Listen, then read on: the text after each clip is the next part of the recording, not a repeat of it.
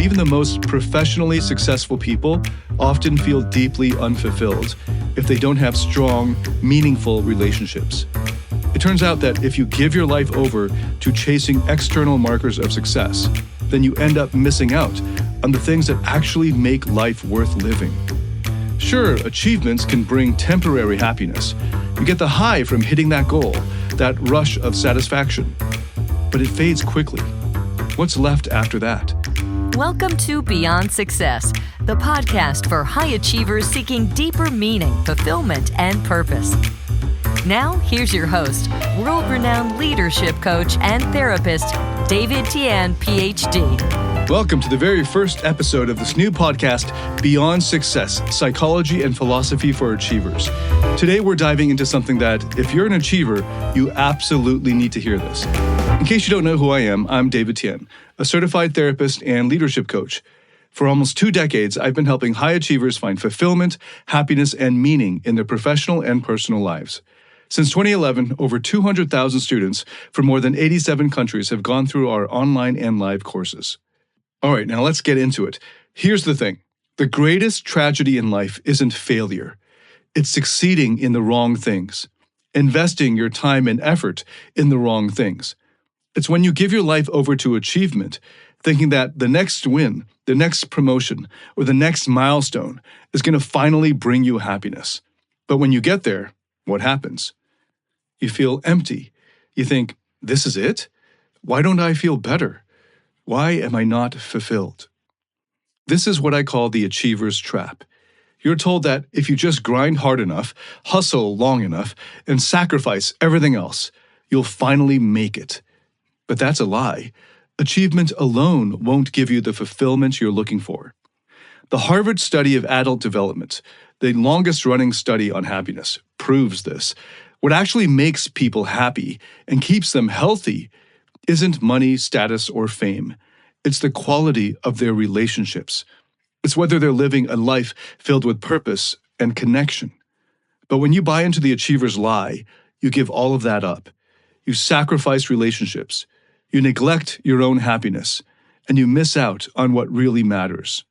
If you stay on that path, the result is predictable: burnout, loneliness, and a deep sense of dissatisfaction that no amount of success can fix.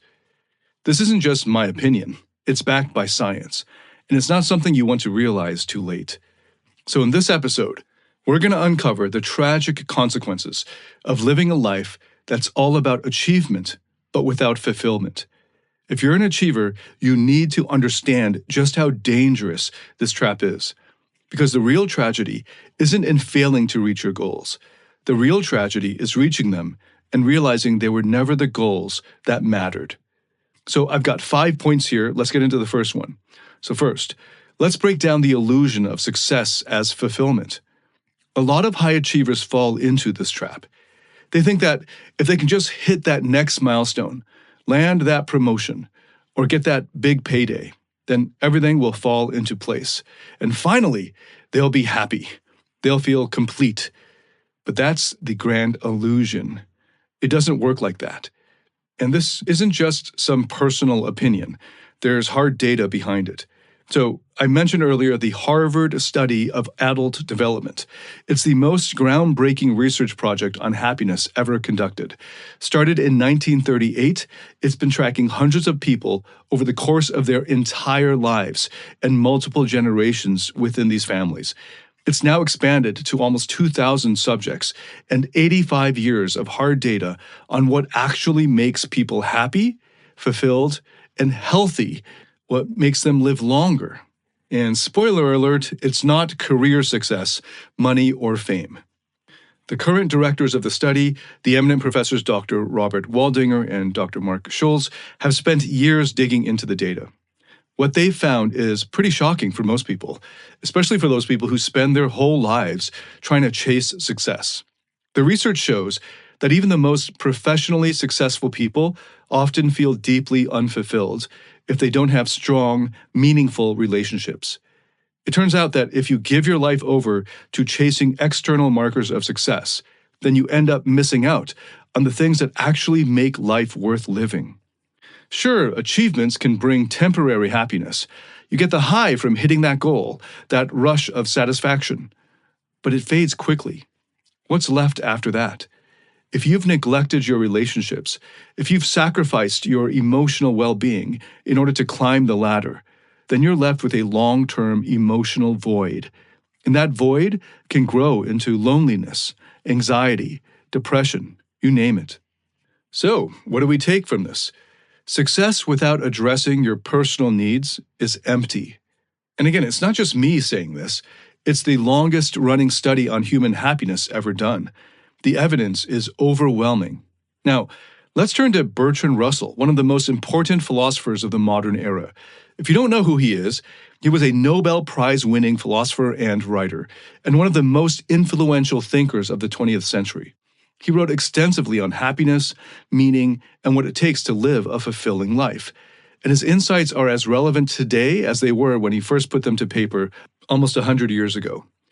Russell emphasized something that's crucial for achievers to understand. If you're pursuing success for its own sake, you're setting yourself up for dissatisfaction.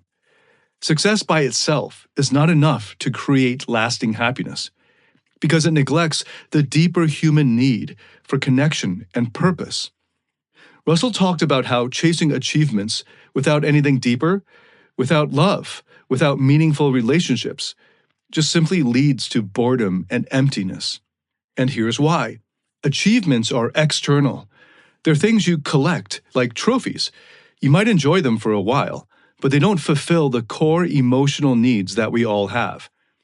Russell argued that what people really need, deep down, is connection and purpose. Without those, life becomes monotonous, even if you're killing it at work. Think about it in this way. Imagine you've reached the top of your career. You've done everything you set out to do. But then what?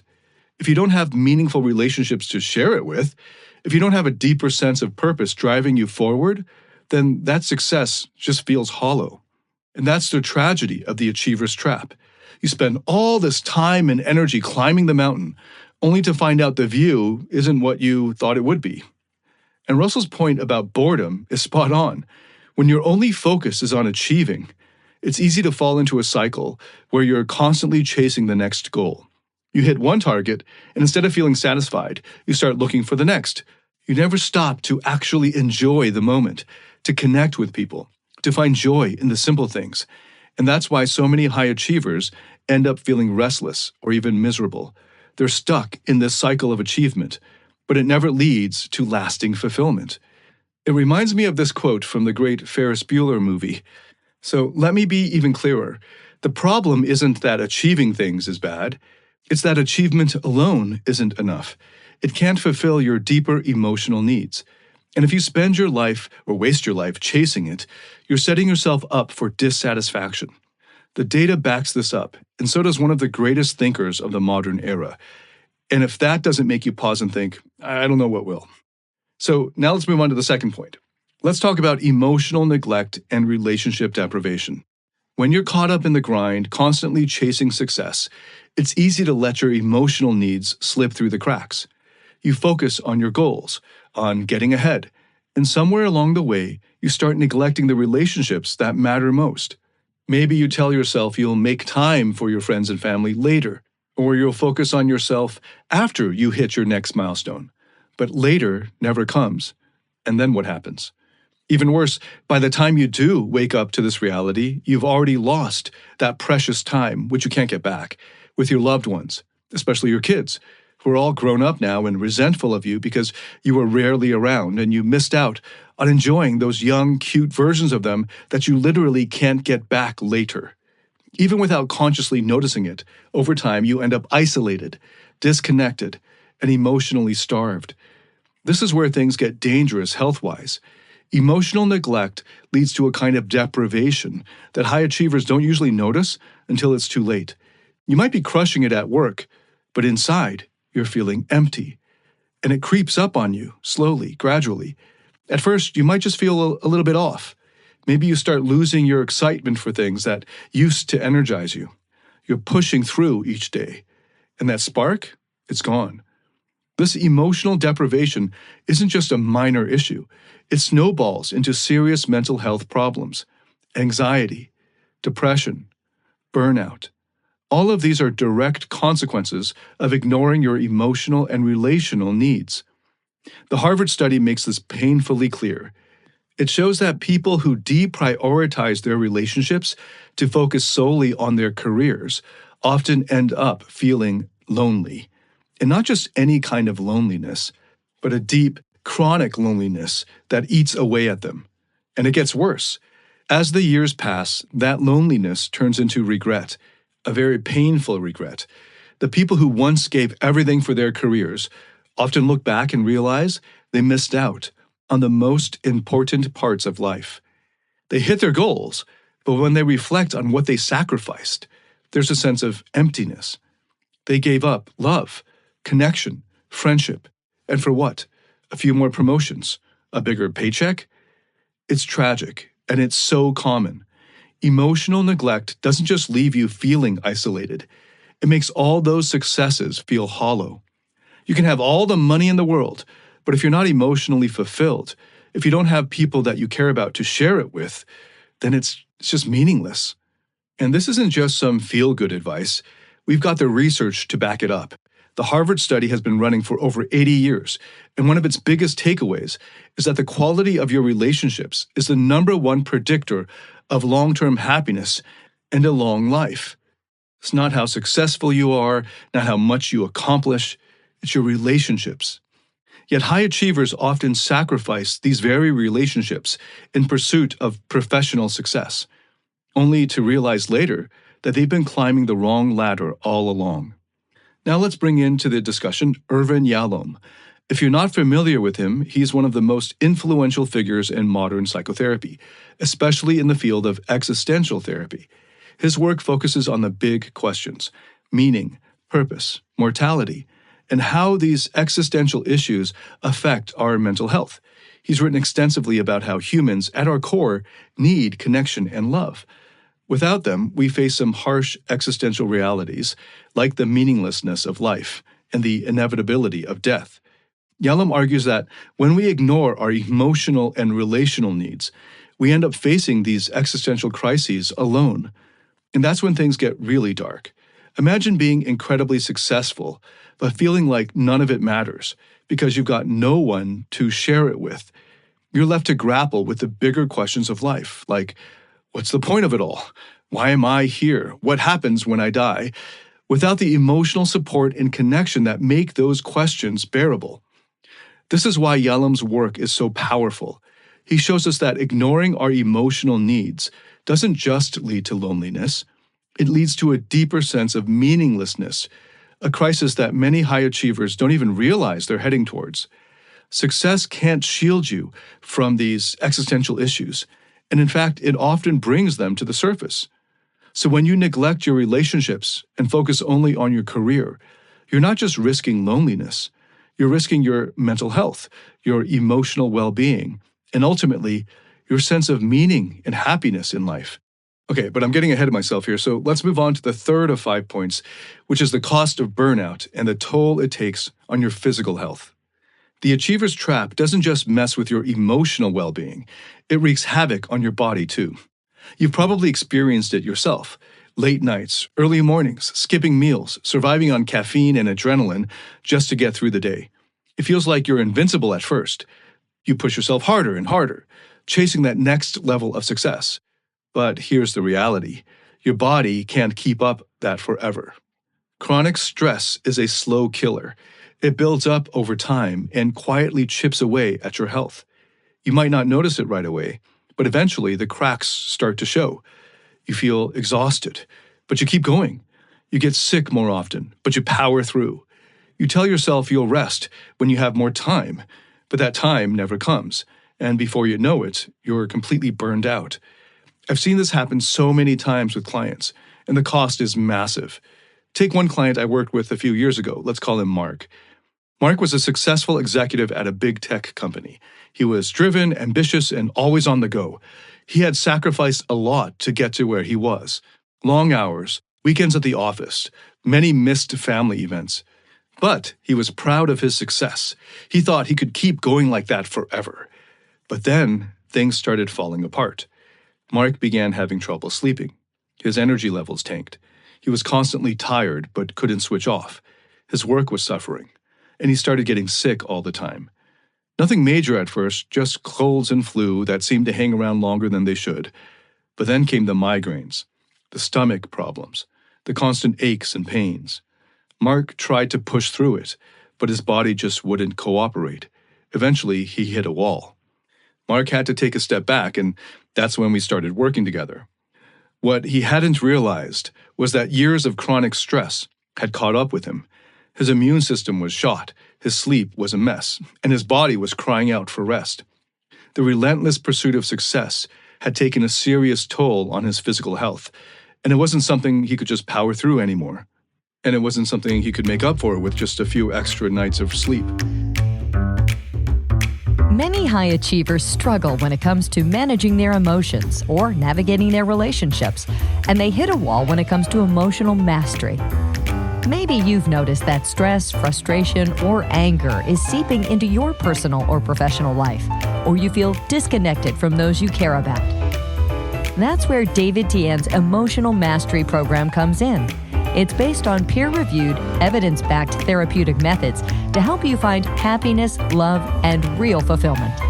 Learn how to break free from the emotional roller coaster and start thriving in every area of your life.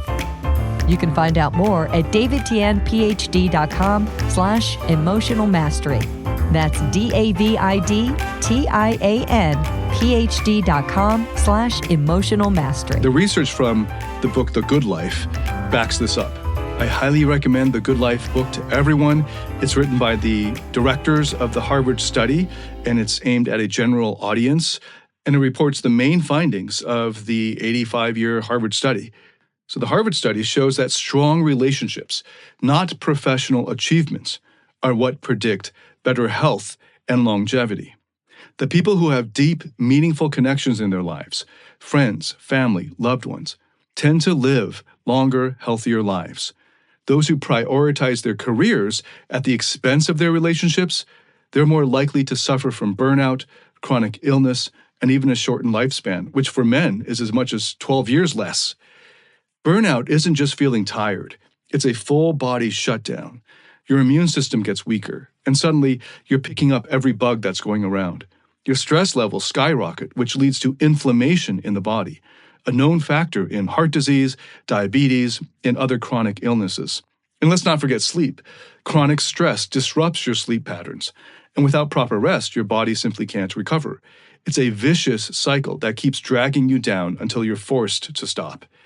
Mark eventually made a full recovery, but it took a lot of work. He had to radically change how he approached his work and life. He had to learn how to set boundaries, how to prioritize his health, and most importantly, how to reconnect with the people that mattered most in his life. The good news is that once he did, his energy returned, his health improved, and, get this, his work performance skyrocketed. It turns out, taking care of yourself doesn't mean you have to sacrifice success. In fact, it's the only way to sustain your success over the long term. The point is, when you're trapped in the relentless pursuit of success, you're trading away your health without even realizing it. And the irony, you're often doing it in the name of getting ahead or being productive. But if you burn out, you lose everything, and there's no achievement worth that. Now let's move on to the fourth point, the trap of perpetual dissatisfaction and escalation. So here's how this works. You set a goal, something big, something that feels like it's going to change your life. You hustle, grind, and sacrifice until you finally reach it. And for a brief moment, it feels great. You feel accomplished, proud, maybe even on top of the world. But then it fades. That feeling doesn't last. Instead of basking in your success, you start thinking about the next goal. You tell yourself, okay, now I need to go bigger. So you raise the bar and chase after the next achievement. And that cycle just keeps going. You're never satisfied. No matter how much you achieve, it's never enough. There's always a higher bar, a bigger goal, something more that you need to prove to yourself and to others. You're trapped in this constant state of striving, thinking that the next win will be the one that finally makes you happy and complete. And this is the escalation trap. It's a major part of the achiever's trap. Achievers get caught in this loop of perpetual dissatisfaction. They think that achieving more will solve the problem, but it's the constant chasing that's the problem itself. The more you achieve, the more you feel the need to keep achieving. It's an endless vicious cycle of doing more, working harder, pushing yourself further, but never feeling like it's ever enough. The Harvard study lays this out clearly. The people who chase external success, whether it's money, status, fame, they often feel a constant need to prove themselves. They're always looking for validation, but it's like pouring water into a bucket with a hole in the bottom. No matter how much they pour in, it never fills up. Emotionally, they're left drained and disconnected from the things that actually bring happiness. Things like relationships, love, personal fulfillment. And here's the worst part. That constant chasing doesn't just leave you exhausted. It leaves you disconnected. You lose touch with the deeper sources of happiness, like meaning, connection, joy. You're so focused on the next achievement that you don't even realize what you're missing. Bertrand Russell, the Nobel Prize-winning philosopher I mentioned earlier, had a lot to say about this. He argued that when we pursue success for its own sake, when we chase it blindly, without stopping to ask ourselves what we really want, it leads to this endless, insatiable desire for more. You get into this mindset where you're constantly thinking, once I get to the next level, I'll be happy. But it never works. Russell was clear on this. If you don't take time for personal happiness, you'll never find contentment. You'll keep wanting more and more, and no amount of success or achievement will ever satisfy you. Russell's insight is as relevant now as it was when he first wrote it. We live in a culture that worships achievement, that tells us the more we do, the more we're worth. But that's a lie. Success without happiness, without fulfillment, is empty. And the more you chase it, the more disconnected you become from yourself and the things that really matter. The trap of perpetual dissatisfaction isn't just exhausting, it's dangerous. It prevents you from finding peace, from being present in the moment, and from experiencing real joy. Instead of living a life that's meaningful and rich with connection, you end up chasing something that doesn't even exist, a sense of enough that's always just out of reach. I've seen so many clients fall into this trap. They achieve incredible things most people would only dream of, but they still feel empty. And when they come to me, it's often because they've realized that no amount of success has been able to make them happy in the long term. They're stuck in this cycle of escalation, chasing the next thing, never pausing to ask themselves what they really want or what would actually make them feel fulfilled. The truth is, no amount of external achievement will ever make you feel whole. If you're constantly chasing success, you're missing the point. True fulfillment comes from within. It comes from living a life that's aligned with your values, from building meaningful relationships, and from finding joy in the everyday moments, not just the big wins. In the next episodes, we'll dive into how you can start breaking free from this cycle. But for now, remember this. If you're always chasing the next big achievement, you'll never be satisfied. There will always be more to do, more to prove.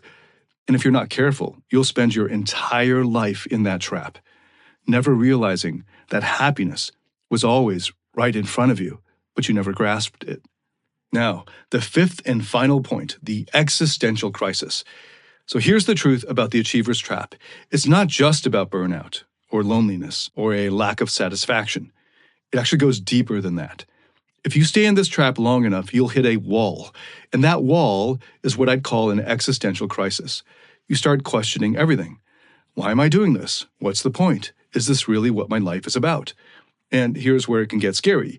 You could have all the success in the world, the money, the status, the fame, but if you haven't invested in your relationships or in your own personal fulfillment, all of it will feel hollow. You start realizing that success hasn't given you the meaning you thought it would, and that can lead to a profound crisis of identity and purpose. This isn't just some philosophical idea. It happens to a lot of high achievers.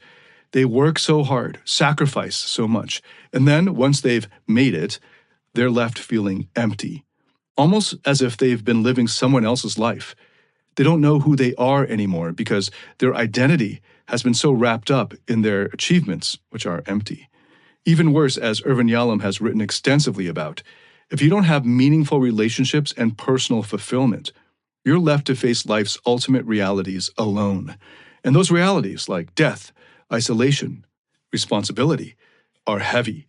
They can crush you if you don't have a strong emotional foundation. Now, this might only resonate if you're intelligent enough to reflect on your life in a deep way. If you're just following rules, blindly going through life like a lab rat, then this won't hit you. But for those who take the time to think about their life, their purpose, and their relationships, the absence of meaning becomes glaringly obvious. The achiever's trap doesn't give you the tools to handle life's big questions. Instead, it distracts you with endless tasks and goals and to-do lists, making you believe that if you just achieve more, then everything will be fine. Spoiler, it won't. Let's talk about what happens when you hit this point. You've spent years, maybe decades, focusing on external success. You've been laser-focused on your career, on climbing the ladder, on being the best. But at some point, you start feeling like something's missing. It's like a nagging voice in the back of your head that grows louder the more successful you become, that is, if you're intelligent. You might start feeling restless, uneasy, or disconnected from your own life.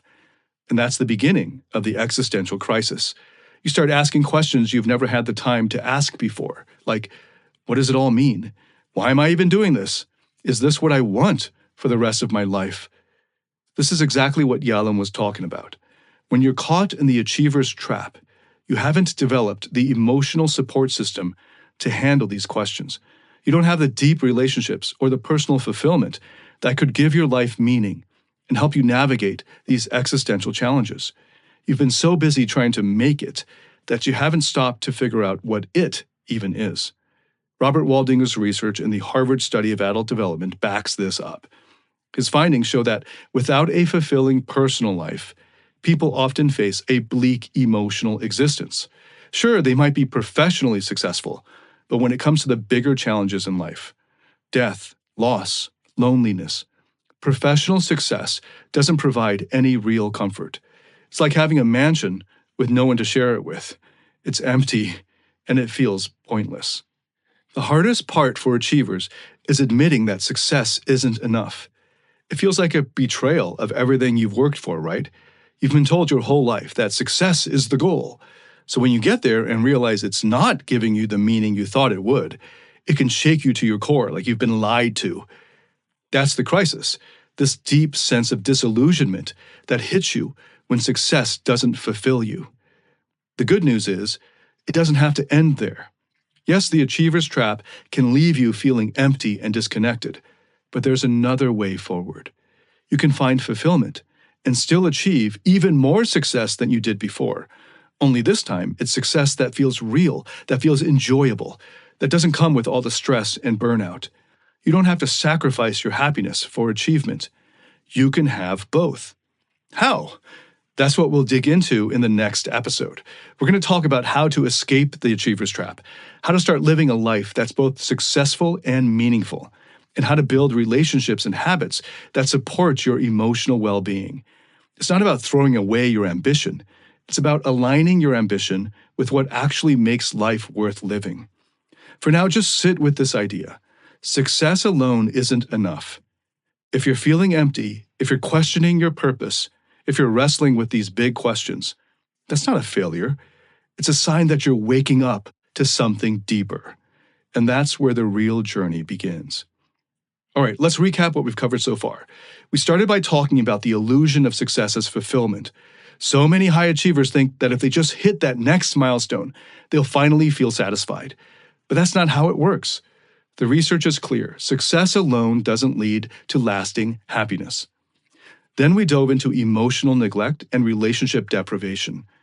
In the chase for achievements, people often neglect their emotional needs and relationships, leading to isolation, anxiety, burnout.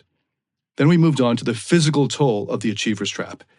Chronic stress from constant striving doesn't just affect your mental state, it also wrecks your body.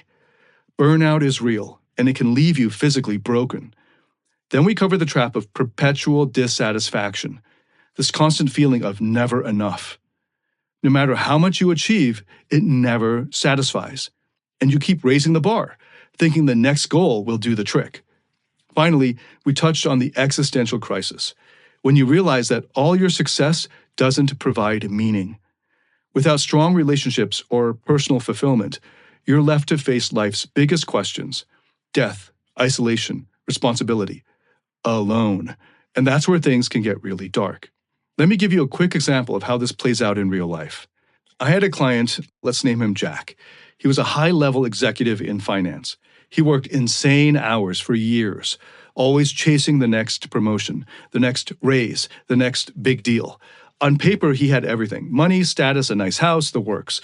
But when he hit his mid-40s, everything started to unravel. He was burnt out, his marriage was on the rocks, and he was constantly anxious. Jake had fallen into the achiever's trap. He had sacrificed his relationships and his health for success. But when he looked at his life, all he saw was emptiness. He felt like he had no purpose. He couldn't understand how he had worked so hard and still ended up feeling so unfulfilled. Here's the thing. Jake's story is not at all unique. It's my story. It's the story of so many high achievers. The good news is that it doesn't have to end like that. There is a way to find fulfillment and achieve even more success than you ever did before, but in a way that actually feels good and is sustainable. No more burnout, no more emptiness. In the next episode, we're going to dig into that. I'll show you how to break free from the trap, how to find true fulfillment, and how to start living a life that's both successful and meaningful. So stay tuned and come back to the next episode. Thank you so much for listening. I'm so excited to kick off this new podcast series. Thank you so much for your support. I look forward to welcoming you to the next episode. Until then, David Tian, signing out.